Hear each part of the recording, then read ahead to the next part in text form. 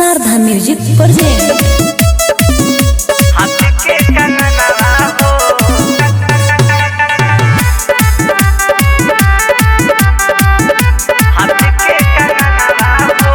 Music by DK Deewana. मन नाही भावत हवे बिंदिया राजा, उड़ल बारतिया के निंदिया राजा। हे राजा मन नाही भावत हवे बिंदिया राजा, उड़ल बारतिया के निंदिया राजा। तू बार बहारा पवन मानी मोर कहानावा हो, ले ले हो हमारा लय राजा हाथ के कंगनवा हो। ले ले हो हमारा लय राजा हाथ के कंगनवा हो।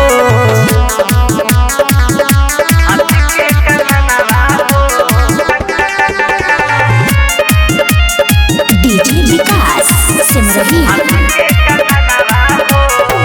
गहवाना करा के तू तो गइल विदेश हो, पहगलिन के बानी राजा कोइले हम भेष हो।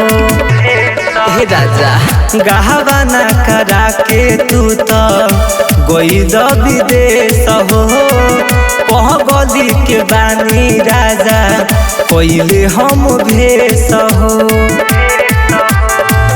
भूली हो न राजा अपना मेहर के कहानावा हो, ले ले हो हमारा लय राजा हाथ के कंगनवा हो। ले ले हो हमारा लय राजा हाथ के कंगनवा हो।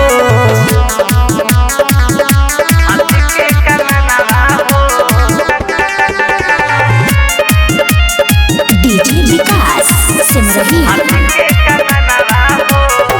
सूती जब से जिया तो काटले खागरे, पहर संत दीवाना बोल कब घरे।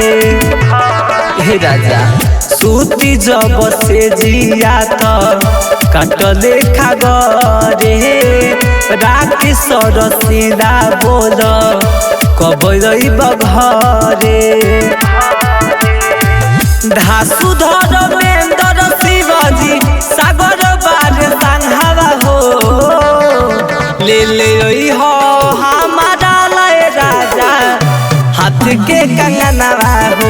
ले ले हो हमारा लय राजा हाथ के कंगनवा हो। शारदा रिकॉर्डिंग स्टूडियो मौलापुर बाजार।